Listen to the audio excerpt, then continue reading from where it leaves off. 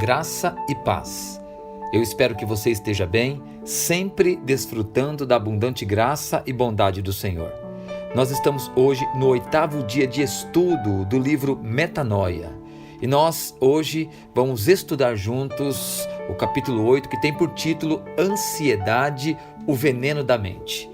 Eu quero ler Provérbios capítulo 4, verso 23, que diz assim: sobre tudo o que se deve guardar, guarda o teu coração, porque dele procedem as fontes da vida.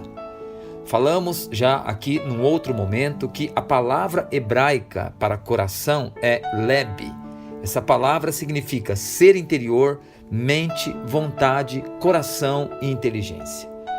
A ansiedade corrompe o coração. Podemos dizer, a ansiedade corrompe a mente. Faz-nos perder o foco e concentração no presente e torna nossa vida doente e improdutiva. A ansiedade é objeto de estudo incessante por parte dos cientistas e profissionais da saúde mental. A indústria farmacêutica, acredite, nunca vendeu tanto remédio para anestesiar a dor emocional das pessoas. Muitas pessoas estão se dopando com drogas diversas para ver assim a vida passar. Elas tomam calmantes, regulador de humor, antidepressivos, ansiolíticos, sedativos, tranquilizantes e assim por diante. Eu creio que boa parte da culpa disso é da nossa mídia, pois sempre estão disseminando más notícias. Com o tempo, essas repetitivas informações negativas criam em nós um estado primitivo de alerta. Em todo momento, ao acreditarmos que algo está fora do lugar, que existe a ameaça de uma iminente tragédia, imediatamente reagimos acionando o nosso instinto de defesa e sobrevivência. Passamos a viver então a vida sempre estressados, esperando pelo pior. Muita ansiedade produz muita adrenalina.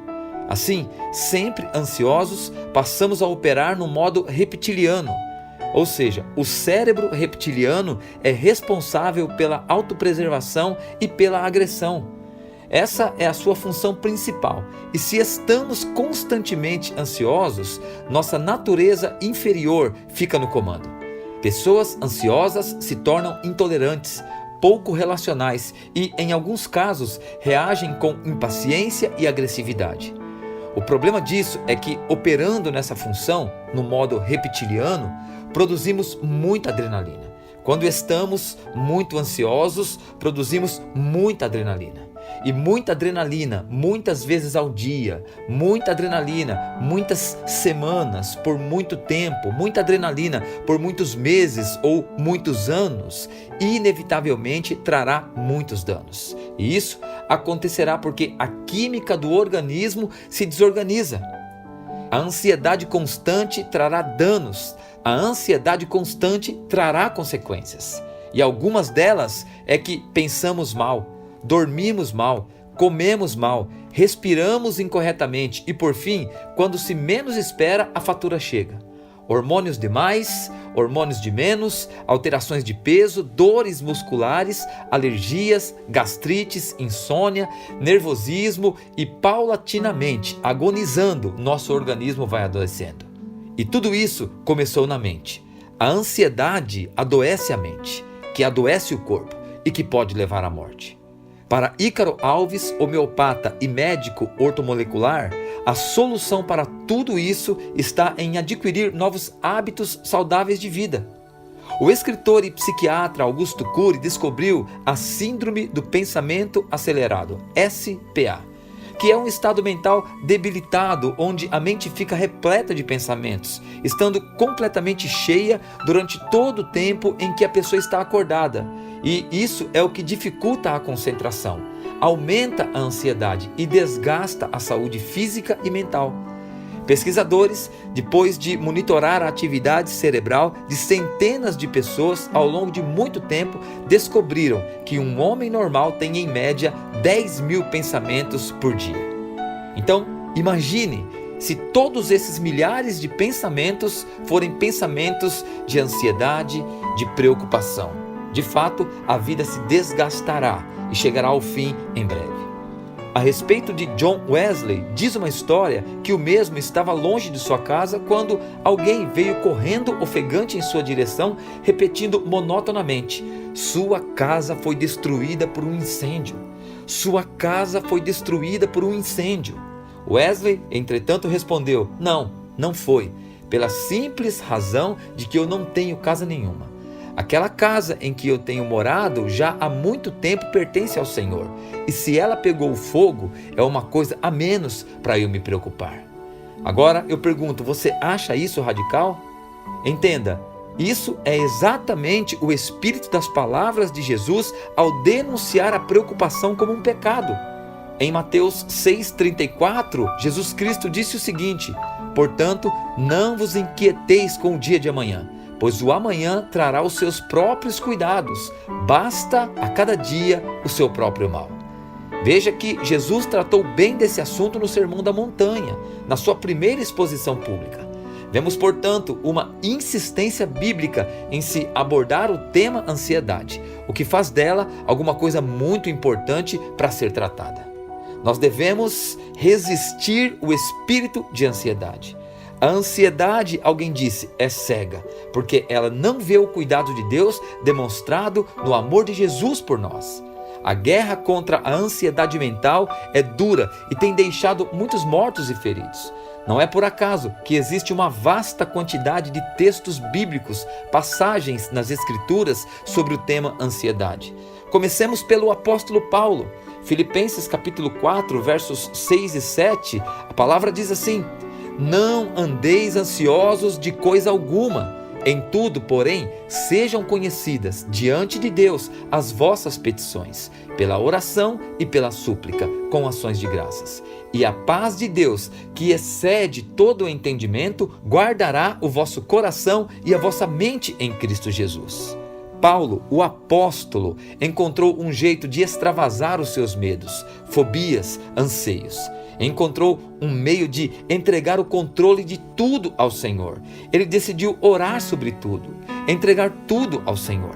A ansiedade é como um sapato apertado machucando nosso pé. Vencê-la é uma escolha necessária e deve ser feita diariamente. Não existe um comprimido, um livro, uma receita, somente uma atitude. A atitude de confiar sem reservas no cuidado de Deus. Diz uma história que certo homem, dirigindo a sua carroça, passou ao lado de um viajante que, a pé, carregava um pesado saco sobre os ombros. O carroceiro ofereceu-lhe uma carona. Depois de certo tempo, notou que o homem, apesar de estar na carroça, ainda segurava o fardo nas costas. Perguntou então o carroceiro: "Por que o senhor não coloca a bolsa no fundo da carroça?" "Bem", respondeu o caroneiro, "o Senhor já é tão bondoso em me levar que não quero lhe dar este incômodo de levar este saco." O carroceiro então disse: "Amigo, quando eu decidi levar você, eu também decidi carregar a sua pesada bagagem." Querido irmão, quantas vezes fazemos exatamente assim com Jesus? Cremos que Jesus Cristo carregou nos seus ombros a pesada cruz em nosso lugar. Cremos que Ele leva diariamente a nossa alma a salvo para o lar celestial, mas achamos que nós mesmos temos que carregar os fardos das nossas preocupações e ansiedades diárias. Sejam elas grandes ou pequenas, devemos confiá-las ao Senhor. Como é maravilhoso saber que podemos entregar a Jesus a cada dia todos os nossos problemas e preocupações, necessidades e aflições. Nada é tão pesado que Cristo não possa carregar, e nada é tão pequeno que não o possa fazer se interessar por nós. Sigamos o sábio conselho de Pedro. Em 1 Pedro, capítulo 5, versos 6 e 7, nós podemos ler: "Humilhai-vos, portanto, sob a poderosa mão de Deus, para que Ele, em tempo oportuno, vos exalte, lançando sobre Ele toda a vossa ansiedade, porque Ele tem cuidado de vós."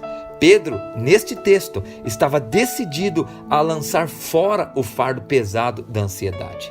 E a palavra lançar, no texto de 1 Pedro, capítulo 5, verso 7, é uma palavra agressiva. É como se Pedro estivesse visualizando Jesus crucificado, levando sobre si a ansiedade. Pedro está falando algo sobre descarregar, despejar, soltar, liberar. Essa é uma decisão e uma disposição forte para algo e não simplesmente uma inclinação passiva para lidar com o problema. É preciso tirar os sapatos que apertam os pés e relaxar.